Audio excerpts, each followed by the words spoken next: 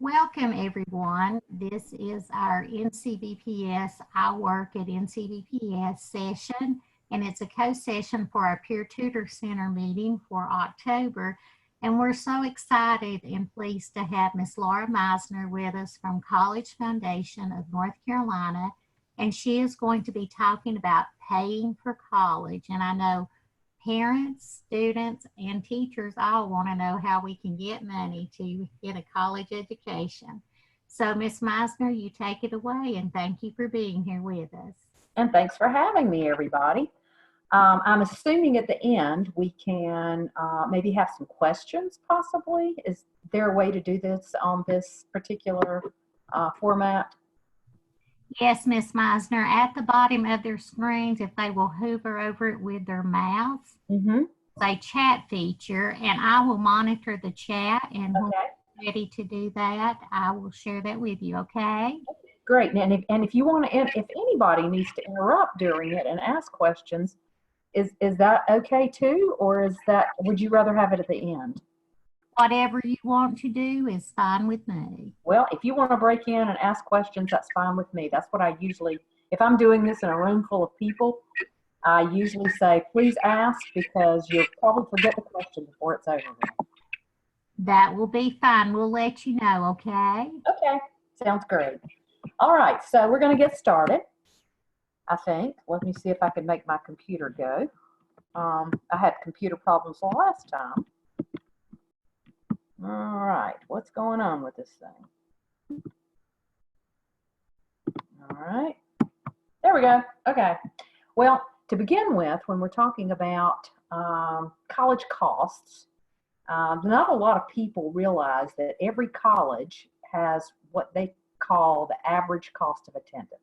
They come up with a list of things that it costs students. And a lot of these are pretty intuitive. You know that there's going to be a tuition cost, and that's your seat in the class and your teachers. That's what you're paying for with tuition. And most people know that there are going to be some fees involved. You'll have a fee so that you can go to the ball games and use the technology on that campus, and all the things that you have there on that campus for you to use. That's part of your fees. Then you'll have your room and board, and if you're at a four-year campus, you're probably going to be staying in a dorm and getting a meal plan. But now they also, if you're living at home, even with your parents, or you are going to the community college and you're an adult, they know that somebody's still paying for a roof over your head. So they still come up with what it costs the average student for that. And then there are books and supplies, even though they don't really know how much your books are going to be or your supplies.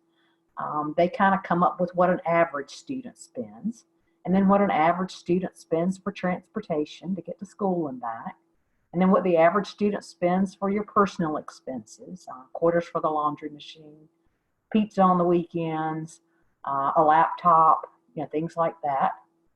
And then there are health fees. People don't also realize that if you take more than 3 hours on a college campus, you have to have health insurance.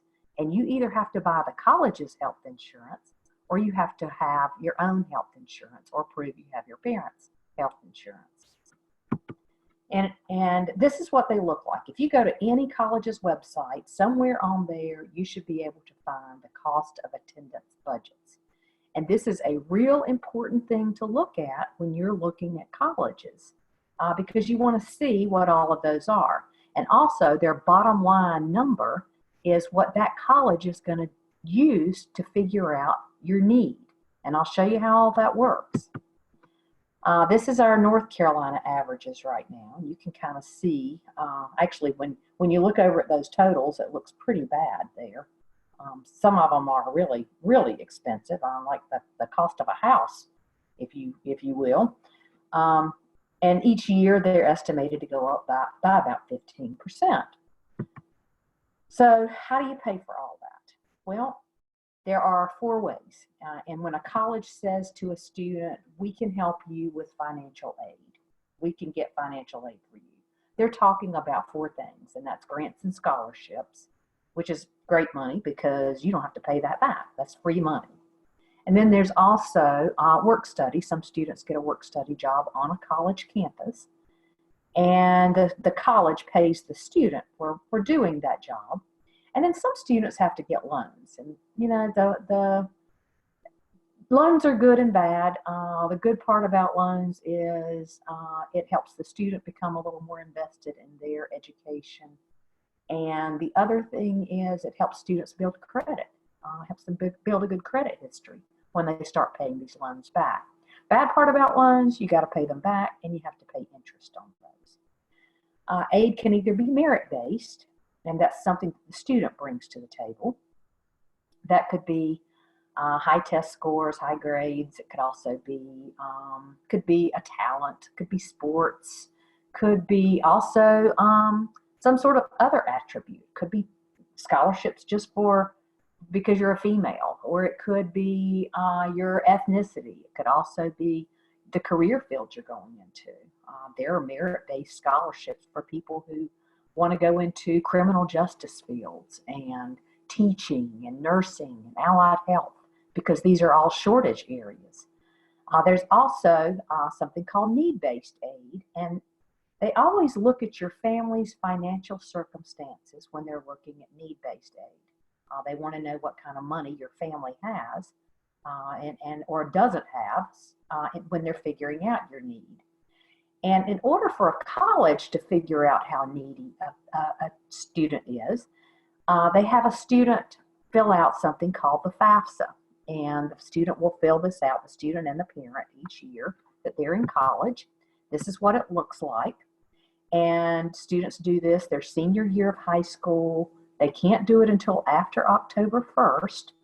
And if you're going to college next year, let's say you're going in 2020, you're going to be using your 2018 tax information.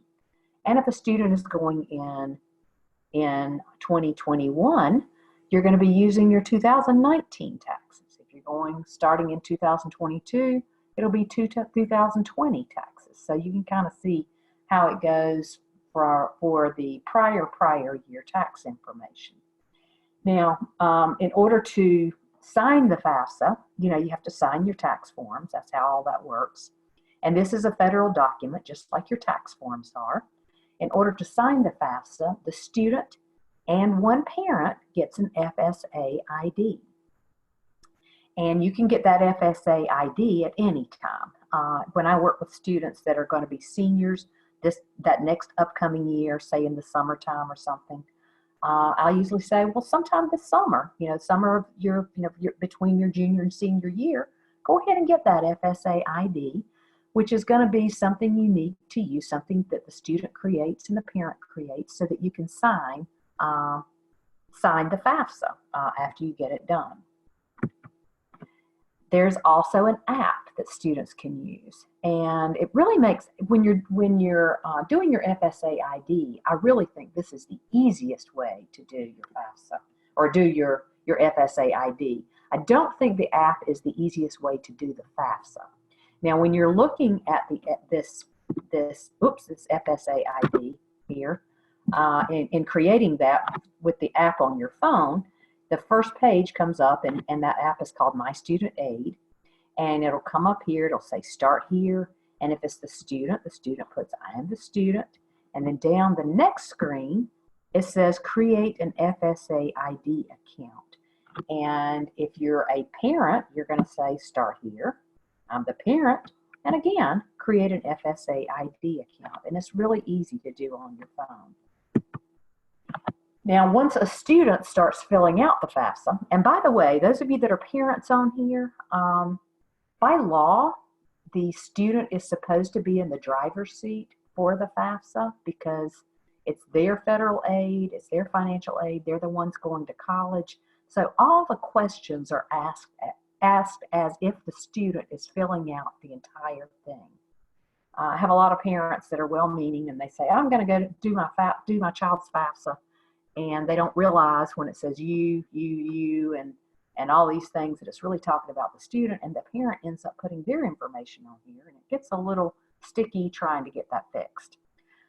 So when a student is filling out the FAFSA, it's going to ask the student a list of questions, and these questions are designed to find out whether or not the student needs to put their parents' information.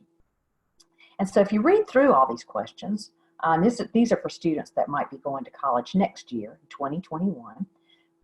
It will ask them when they were born, and if they're under age 24, that's the sort of the magic number with the FAFSA. And each year, that birth year will go up. So if you were going in 2021, it would say, were you born before January 1st, 1998? So you can kind of figure what that's going to say. Are you married? Are you working on a master's or doctorate? Do you have children that you support, that you provide more than 50% of their support? Active duty, veteran of the armed forces, any time since you turned 13, were your parents deceased? Were you in foster care? Were you a ward or dependent of the court? Emancipated, that means that you are divorced from your parents. In a legal guardianship. And at any time, were you homeless or a runaway? And it will ask a student all these questions. And if the student answers no to all those questions, it's going to say, well, based on this information, based on you answering no for all of these things, you're going to need to put your parents' information. And I have had students through the years that have said, I can't get my parents' information. There are lots of circumstances out there, but the next screen is going to say, if you can't get your parents' information, please contact your financial aid office and let them advise you as to how you should fill out your FAFSA. So the parents on the FAFSA, that would be your biological or adoptive parents who are married to each other. It could also be biological or adoptive parents who are not married to each other and living together. And it could also be a single parent who's widowed or never married. And in the case of divorced or separated parents that are not living together, now if your divorced or separated parents are living together, you have to put both of them on there. But if they're not living together, you list the parent with whom the student lived with most often during the past year. And if the parent has remarried, you have to include the step-parent information. Now, if the student lives, say, 50% of the time with dad, 50% of the time with mom, you're supposed to put the one who provides the most financial support for that student. In other words, who makes the most money. People who are not considered parents on the FAFSA would be foster parents, legal guardians who haven't adopted the student, and relatives. Aunts, uncles, grandparents, and I know that that's a situation of a lot of students these days, but those people are not to go on the FAFSA. Now, in order to get federal or state aid, a student has to be a U.S. citizen or an eligible non-citizen, and that is a student with a green card. Now, I've had in the past some students who have said, well, I'm a citizen, but my parents aren't, so what do I need to do about that? And in that case, the parents put all zeros for their social security number because the FAFSA is linked to everybody's social security number. So the parents put all zeros, and then they sign and they mail the signature page after the student has submitted the FAFSA. The financial information that goes on the FAFSA for student and the parent, they're going to want to know about the student and the parent's adjusted gross income. And with students, they are allowed during that financial aid year, so students who are going in 2020 and 21 to college, if a student had a job in 2018, that student would be allowed to make up to $6,150. But anything more than that, 50% of any number above that is considered the student's contribution for college. And students need to realize this while they're going to college as well. I mean, they might get some kind of really cool paid internship, and they get a lot of money, which is very nice, but it's going to hurt them on their FAFSA if they make more than that $6,150. Now, parents get allowances for their income based on the state that they live in. And here in North Carolina, parents get a 5% allowance on their income, but they also get allowances for how many people that they're supporting in their household. So the more people that live in your household that you are supporting, even if they don't live in your household and you're still supporting them, then they're considered part of your household. If you're providing more than 50% of their support. They also want to know about any untaxed information or income there. And if you've already got any of these things at the bottom, SNAP, temporary aid for needy families, SSI, Medicaid, food stamps, free or reduced lunch, you have already filled out federal documents to tell the federal government that this family has need. And that means that the parent's contribution for college is automatically a zero. That means parents can't afford to put in any money towards college, which means that the student should be able to get more federal and state and the college's aid, their need-based aid. Hope that all makes sense there. They would like for students and parents to use the IRS data retrieval tool too. And this is a tool on the FAFSA that takes you into the IRS site, fills in all the money part that you need there, which is really nice and very easy to do. So this is something that you will want to do if you are able to do that on the FAFSA, because by law you have to either use the data retrieval tool or you have to provide a tax transcript to your college. Now, assets on the FAFSA. For students, it's going to ask a question. You see the question down there below my information there? This is how it reads. As of today, what is the total current balance of cash, savings, and checking accounts?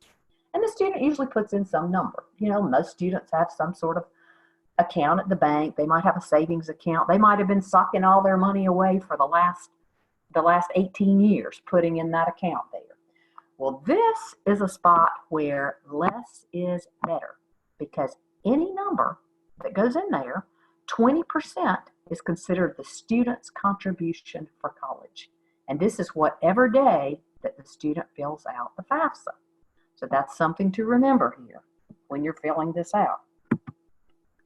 Parents' assets. It's kind of fun for parents too, and most students don't realize this 20%, by the way. Now, parents' assets aren't looked as high because the federal government really wants parents to take care of themselves. They would really rather not go after parents' assets that much. So for a parent's asset, they look at parents at about 5.6%. Students, 20%, parents, about 5.6%. And they're also going to give parents an allowance, an asset allowance, based on the age of the oldest parent. So the older the parent is, or the oldest parent on the FAFSA, the older you are, the more asset allowance that a parent gets. Again, because the federal government would really like for you to take care of yourself in your old age. They don't want to be taking care of you. They're running out of Social Security money. And that's another reason, if you look at the bottom, the things that your assets don't include is the house that you live in, the car you drive, the house you live in. They don't care a thing about that. And they also don't want to know about the value of your life insurance, your retirement funds, your 401k plans, your pension funds, your annuities, because they figure all of those things you're going to need in your retirement years. So they don't care about all those. The things that they want to know about are your cash, savings, checking accounts, money markets, mutual funds, CDs, stocks, bonds, your 529 accounts. And if you've got several 529 accounts, maybe you've got several children, then you have to put the value of the total value of those. If you've got a second home, if you've got a large business which has more than 99 employees, you put the value of that. And if you have an investment farm over and beyond your family farm that you live on, you have to put the value of that. So that's how they look at investments. And this is whatever day that you fill out the FAFSA. Now, with students' assets and with parents' assets, this is going to be self-reporting. And I've never known a financial aid person to say to somebody, I want to see copies of your bank statements. I have never known that to happen. So this is, it's kind of on the honor system here for your assets on the FAFSA. And if you need help with your FAFSA, every year we have a FAFSA day, and it's usually the last Saturday in October. And if you would like to ask for help on the FAFSA or have questions about the FAFSA, there is a place it's on the CFNC website, and it's actually on that very first page. If you need assistance at all, you can hit a link and you can say, I need assistance, and somebody will get back with you. Somebody from one of the local colleges close to you will get back with you and answer those questions for you. State Employees Credit Union also offers help during the month of November. And they do this each year. So if you need any help, there is plenty of free FAFSA help for you. You don't need to pay anybody to do this. And I will tell you, most CPAs, most financial advisors, they don't really understand financial aid. So it's probably better to ask questions of the people that do this every day for a living.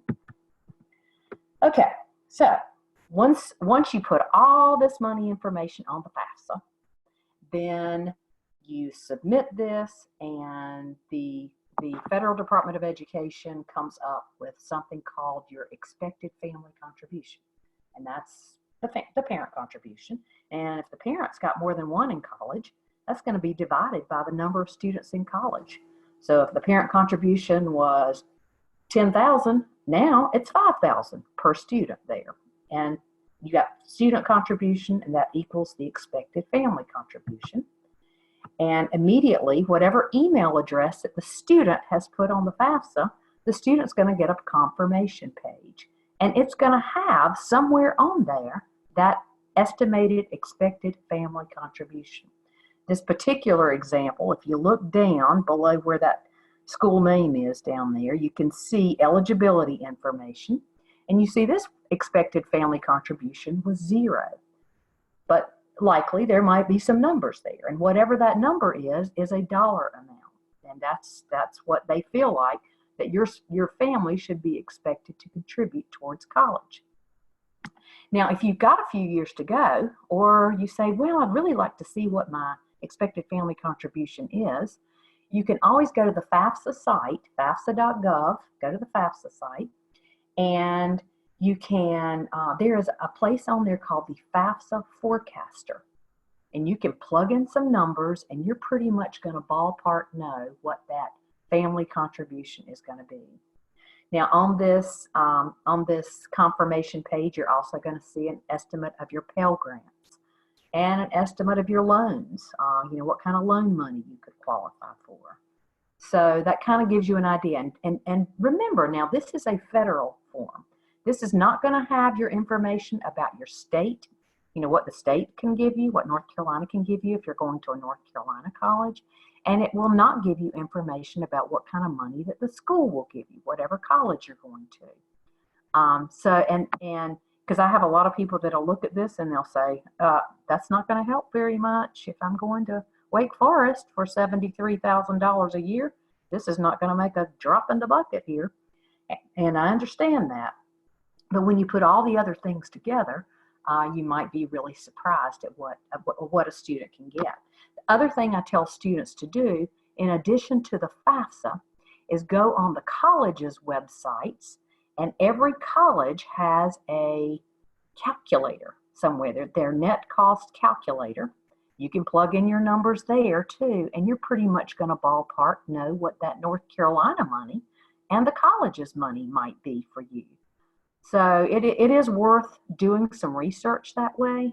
They're called net cost calculators or net price calculators. Some call them, one thing, some call them the other. So it is worth looking at if you're looking at certain colleges. Now, a few days later, after the student gets this confirmation page, the student is going to get something called a student aid report. And it's going to have basically the same information, but it's also going to tell a student whether there might be some mistakes on their FAFSA. And it will also tell them whether or not they have been selected for verification. And I have people look at this and go, oh my gosh, they don't believe me. They think I'm lying on the FAFSA, and that's why they want all this. They're going to want more information from me. That's not the case at all. By law, colleges are required. They're required to do a verification on 30% of their students, and some colleges do even more. That just means It just keeps everybody honest, so that, you know, if you've done your FAFSA, that, you know, they select a certain amount just to look at, and that's why they do these verifications. Now, once a college gets this information, you know, once a student has applied to this college, the college has said, yes, we want you. Then they open the door for this financial information from the FAFSA. And then the college takes their cost of attendance. And remember at the very beginning when we talked about that every college has that cost. That's why it's important to find out what that bottom line number is. They take their cost of attendance, they subtract the family contribution, and that equals the need at that college. And what that college will do is take that need number, and I'll give you some examples here. Let's say your expected family contribution was $4,000 and the college costs $12,882. They subtract that. So your need is $8,882. So the college takes that number and they'll say, well, what federal grants does the student qualify for? What state grants do they qualify for? What do we have here at the school what kind of need-based money do we have here from the school?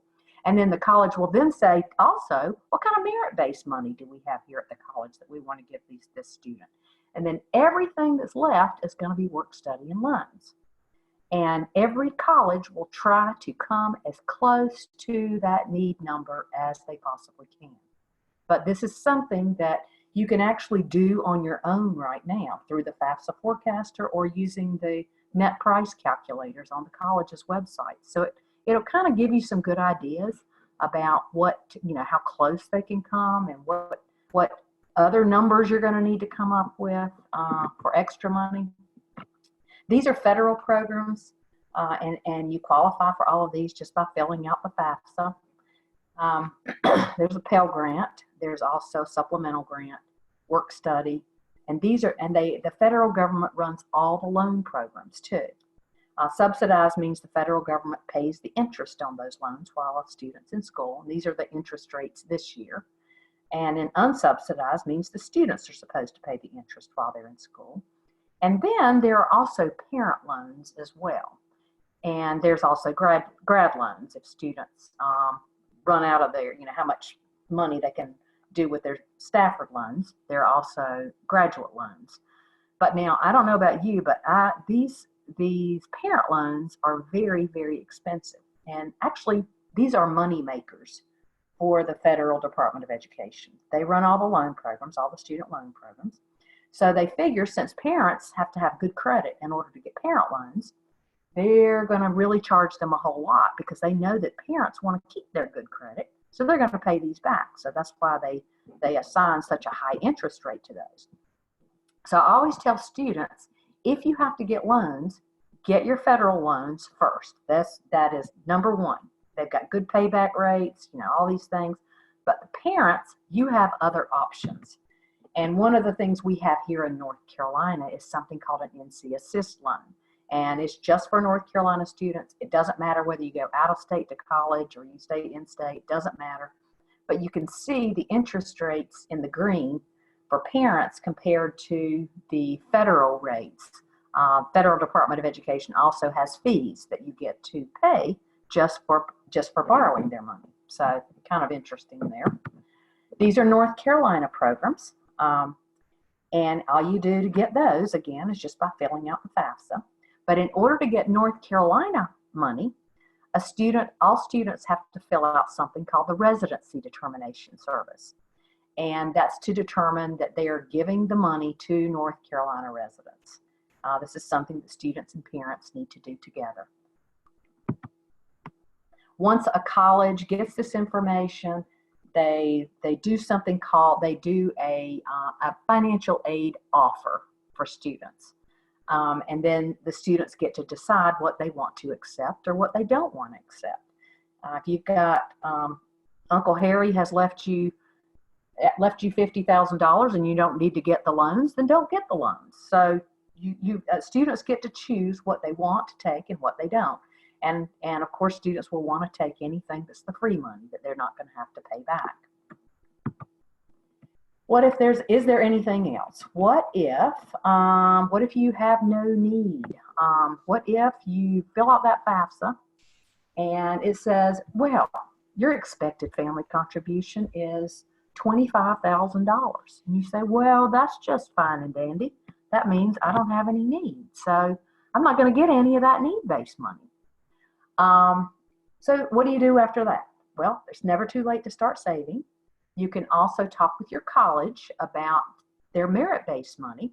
And by the way, I always, every year or wherever I go, I get questions that say, is there even any need for me to fill out this FAFSA? Should I even waste my time doing this? Well, a school wants this information so that if you don't qualify for any of that free money, they can look at that and say, well, what other scholarship money can we give this student? What merit-based money can we give this student to get that student here? So it's just a way for colleges. Their need-based money comes from the Federal Department of Education. So they want to give it to the neediest students that come to school there. But their money, they can be freer with their money when after they know that a student doesn't have need, then they'll usually do more for the student with the merit-based money in order to help the student out. Check with the financial aid office. Also, you can do payment plans. Every college will let you make payments each month if you'd like to. There are private scholarships. Those are the ones that students will find and do the applications for. The colleges have scholarships. Make sure that you meet the college's scholarship deadlines because every college has scholarships. Sometimes just when you're doing your applications, that puts you in for those scholarships. And sometimes you have to fill out another form in order to get their scholarships. Private loans are your last resort. There are some really bad lenders out there. And I'm just going to go public right now and say the very worst out there. And students will get emails from them all the time. Parents, you're going to get emails from them all the time. The worst lender out there is Sallie Mae. And Sallie Mae, people think that it's a government entity. It is a private organization. It is a private company, and they have very unscrupulous methods of getting their money back. And they also, they're just not a good lender to work with. Now, what if you fill out the FAFSA and you said, oh, 2018 was a great year. We did wonderful. But things happen. People lose jobs. People get divorced. People get sick. Things happen in families. And if there's anything that has happened that's going to affect your ability to pay for college, let your college know. And they can actually award the student more money. FAFSA is pretty cut and dry. They don't care what's happened to you. But your colleges do care, and they can actually do something about that. These are some of your national scholarship search sites. But know that most of these, the way they make their money is by selling names. And they're going to sell names to people like Sallie Mae. And they're also going to sell names to sometimes your colleges, your for-profit colleges. And some of these colleges might not be a good fit for the students. They might be very expensive. They might not be accredited. They might also, when the student gets finished, they may not be able to get a licensure or even get a job. So they sell names to these companies. So be very careful when you're on these national sites. Sometimes they have information about finding student loans, some of these national sites. And guess who buys those names? So there you have it. Be alert to scholarship scams. Some of them, sometimes you can tell, they're just fishing for my information here. That's all they really want is my information. Sometimes you can say, yeah, they do really seem like, they're an organization that is really trying to help students. So you should be able to tell. And if you can't, you're always welcome to call College Foundation, their toll-free number, and they will do the research for you on that scholarship. CFNC has lots of scholarships on there for North Carolina students. You can go through those and see if you qualify for any of those.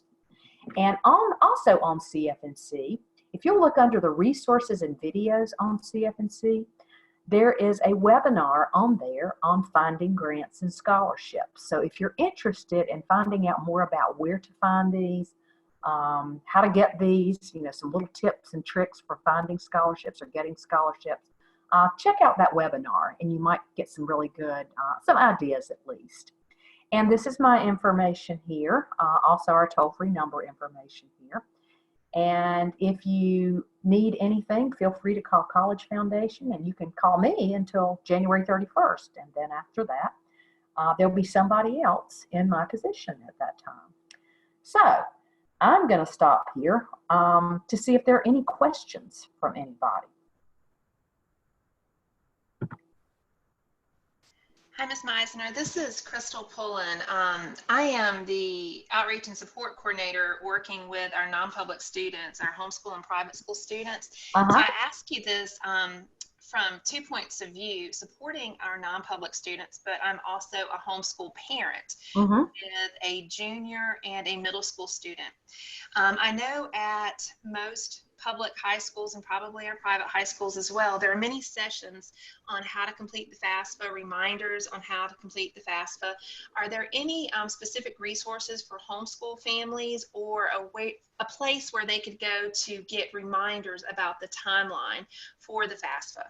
Yes, that is a great question. And if you will look on CFNC under the resources and videos, they're divided up according to helping you plan, helping you apply, and helping you pay. And we also have we have some tabs up at the top, and each of those has information as well.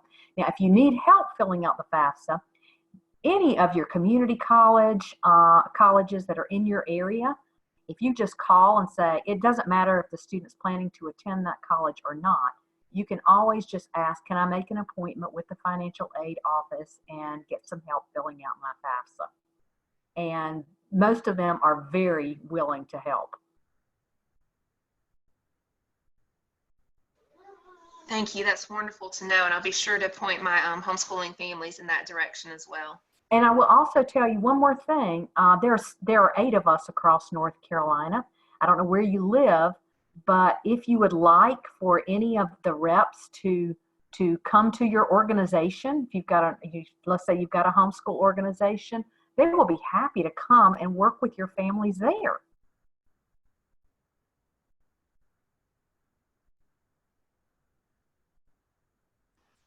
Thank you so much for that. I'll be sure to be in touch with our area here in southeastern North Carolina. Okay. Any other questions? Ms. Meisner, Adita has a question about what is the best time to start looking for scholarships? Do they need to wait until their senior year or beforehand? That is a great question. The sooner you start looking, and there are a lot of scholarships for high school seniors, but there are also some of your national sites have scholarships for juniors, scholarships for sophomores, for freshmen. Of course, the best ones to get are your local scholarships, your local organizations. But I usually tell students, if you can go ahead and look at what the seniors are applying for, they're going to be the same ones that you're going to be applying for. And if they ask for certain things or they want you to have done certain community service projects or certain things, you could go ahead and start doing those. And then you'd be the shoe-in for those scholarships when they come along. Also looking, going ahead, if you write this brilliant paper about something, make sure you keep all those papers, that you can get back to those, because you can always tweak these things, possibly for your scholarship essays. Ms. Meisner, will you share with them about they can do portfolios on CFNC? Okay. Under the blue tab, My CFNC, on there on the website, once students have created an account on here, they can go in here and keep up with all of the activities, their honors, their awards, their extracurricular activities, anything that they do, they can keep it on CFNC. And then when they get to be seniors, they start filling out their applications. You've got everything here. If you're like me, when my children were in school, we didn't have CFNC. And one way that I kept up with all of their activities, I knew that I would not lose this folder if it was in my dish cabinet. So I had this folder sort of stuck up in the side in my dish cabinet, and every time they got a certificate for doing something, or they did the community cleanup or whatever it was, I would put it in that folder. So when they started filling out their scholarship applications, all of that information was there. So that's two ways: on the CFNC site or in your dish cabinet. That's great, Miss Meisner. We all have a place that we put things so we lose them, but sometimes I don't remember where I put them. Brenda has a question. When can we expect to receive our financial aid packages from schools? Usually they will start coming in January, February, or March. The drop dead date for telling a college, for making your decision, for a student to make their decision about their college, is May 1st. So most colleges will try to get that to you so that you can make some good decisions and you can compare those. But it's usually, and it depends on the college. Some of them are a little more timely than others.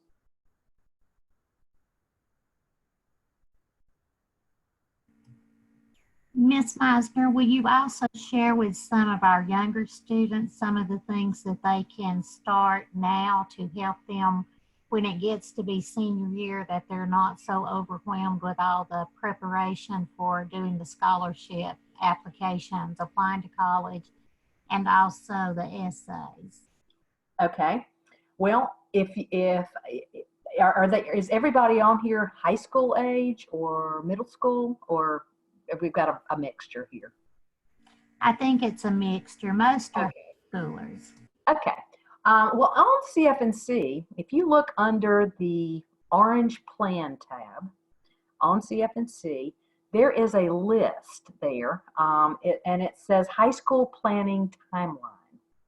And you can click on whatever grade you're on, and it's going to give you a list of things that you might want to go ahead and start doing.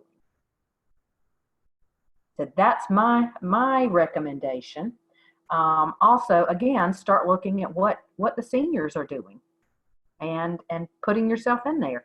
And I have had parents in the past that have started collecting. You know, they started really early, you know, understanding financial aid. They went to every financial aid presentation that they could find in their area. They really understood it. They started looking at all the scholarships that schools had, the scholarships that were put on a school's website or anywhere else. And by the time the student was a senior, you know, they had, I mean, it was boom, boom, boom. You're going to do this month, this month, very organized. And I've seen students have way too much money for school and ended up having to turn scholarships down. Wow. Some of the questions are asking about some of the more selective schools do not have as many merit-based scholarships. Are you familiar with that? Yes, I am. Well, the reason they're more selective is because you know, all they have there are the valedictorians and the salutatorians from their, you know, from the high schools. So they don't have any reason to give students merit-based aid. And in that case, then, you know, if that's your goal to go to one of those more selective colleges, you're going to have to make yourself stand out a little bit more in some way, or start looking for some other funding too.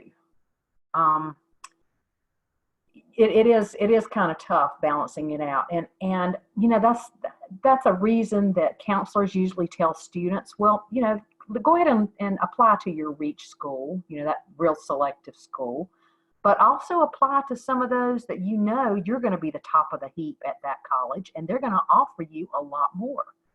And you know, in the end, it really doesn't matter what college you attend. It matters that you can do the job that you're going to be paid for someday. Your employers don't really care what college you graduate from. They really care that you can do the job.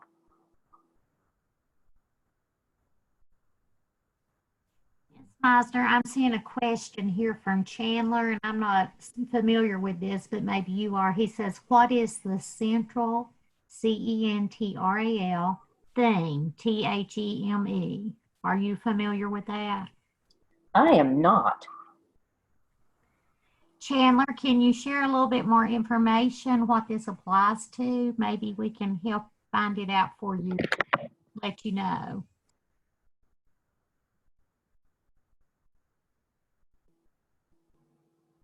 Are you asking what the central theme of this presentation is for that you have to supply to your teacher? Is that what you're asking us?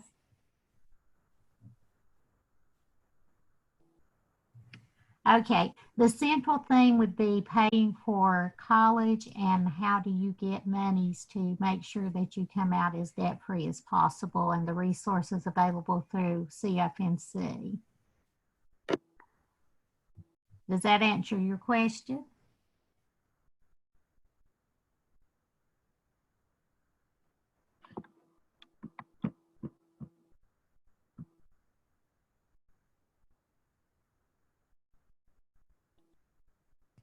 Adita has another question about what are some of the most popular scholarships that students apply for? Well, like I said, your best bet for your scholarships are going to be the ones that your local community gives you.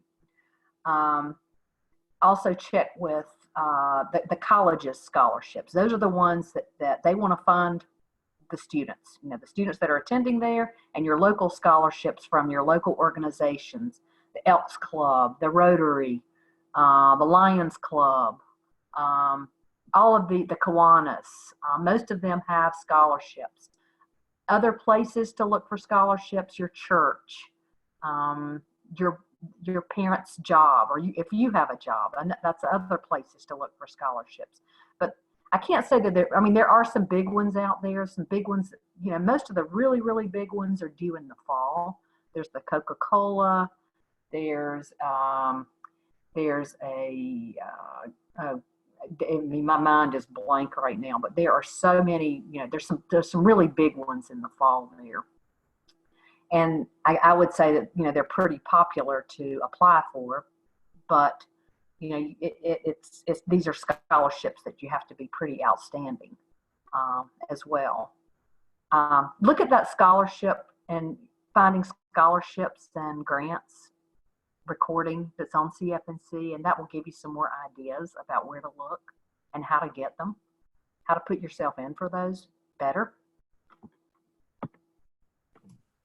One of the things that I found with my children, we were members of Modern Woodman, and they got pretty sizable scholarships through that association too, as well as some other scholarships. So if you belong to some kind of organization or your parents do, also check with their work or employer, because sometimes that's a good place to also find scholarships. And hospitals, if you're going to do some kind of medical field, engineering, if you belong to those organizations, you also get some of those good scholarship fundings too.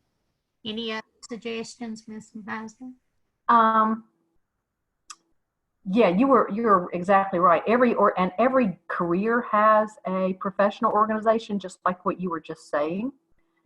Take a look at those professional organizations, and a lot of them have scholarships and they don't advertise for them. So it's a place that not a lot of people know to look. The other thing is, I know we probably have a lot of homeschool parents, students on here, and I always tell them to take a look at whatever high school you would be attending if you were attending public school. Most of the counselors will post all the scholarships that they get from the community on their websites. And some of these scholarships don't say, oh, you've got to be a graduate of this school. It'll just say, we want somebody from the Inca Candler community to apply for this. So taking a look that way too. And I've also had students in the past, homeschool students, that would call up whoever was giving that scholarship and say, well, I'm not a graduate of this school, but I am a homeschool student. May I apply for this scholarship as well? And, a lot of them will say yes. And, absolutely. You live in this community, go ahead and do that.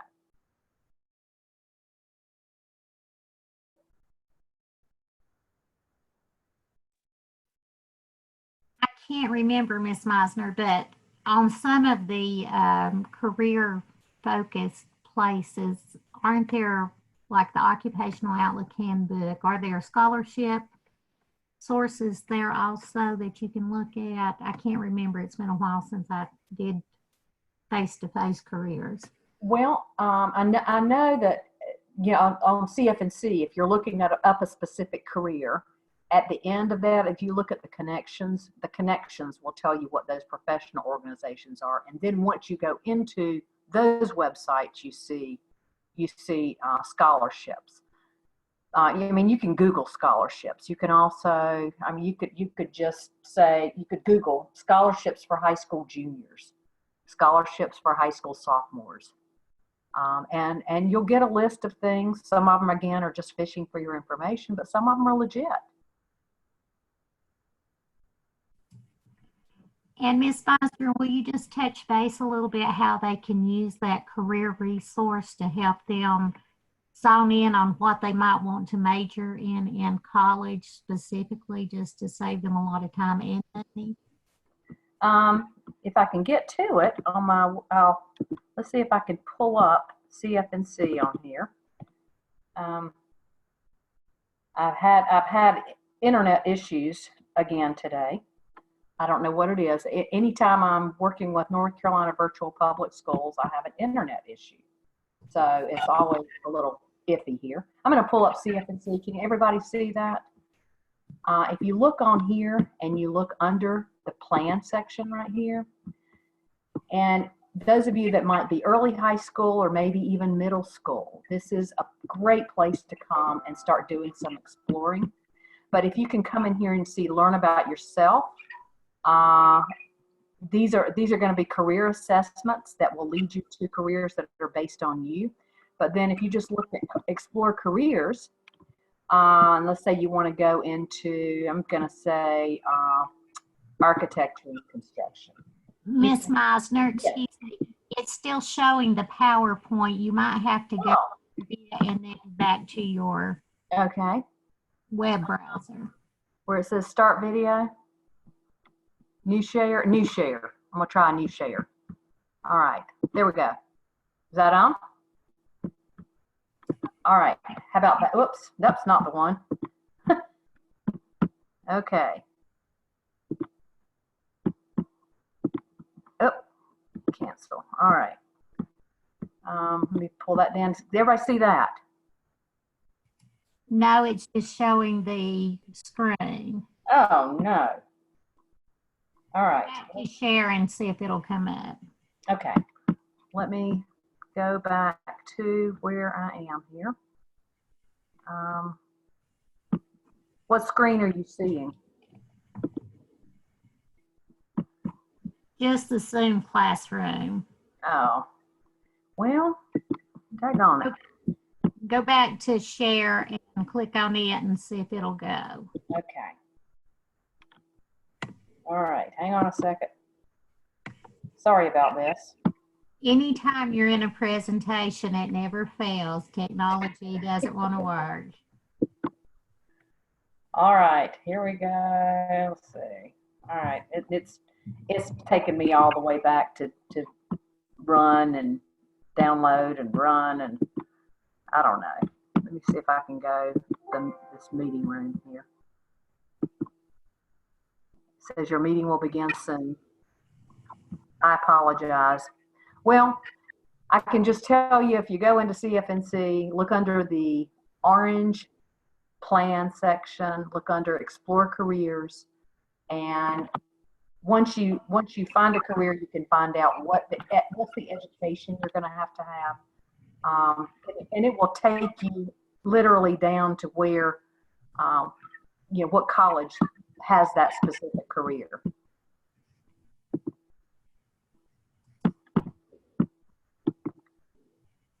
So I apologize. I'm seeing the same thing. All right. Are you seeing my screen now? I am. Yes, I'm seeing your screen. Yes. Okay, you just walk through it and I'll take you where you need to go. Okay, go to plan and then look under the left side where it says under plan for a career and go to explore careers. you scoot on down, keep going, and go to Explore Careers. And then pick one of those career clusters. And whatever that career is, then you can find if you just pick a career.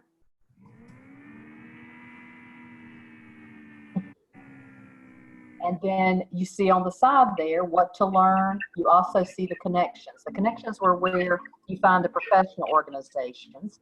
The what to learn, those associations there, the what to learn will take you to the what kind of education do you have to have, and then from there, which colleges have those careers. Now, this particular one just tells you the education there. This is what you would take in high school. But then if you, a lot of these, some of them don't have specifically what colleges to go to, but if you're in a real specific one like architecture or other ones, then it will take you to the specific colleges. I know we have lots of science people in here. Okay. So go to aerospace engineer. And you have a lot more information on this one. You've got the connections, and these are professional organizations, and a lot of them have scholarships. And these are also related career information resources. But then if you go back up, you can see what to learn on the side there, on that left side, under what to learn. And you can see beyond high school, you would want to do aerospace engineering or electrical engineering or mechanical engineering. And then you can also see related programs, related careers. And then on the left side, you can see schools offering this program.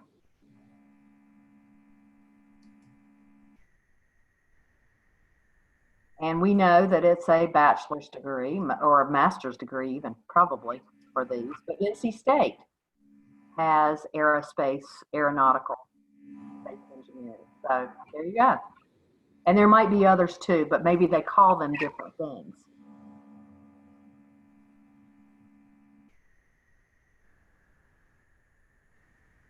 Does anyone have any questions?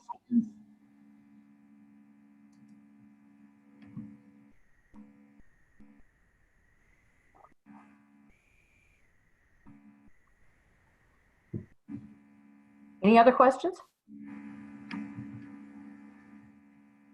Thank you for doing that. Oh, anytime. I'm glad I could. Well, Thanks, Josh. I'll see Josh there. No, ma'am. I like you, Josh. Time to go eat, isn't it?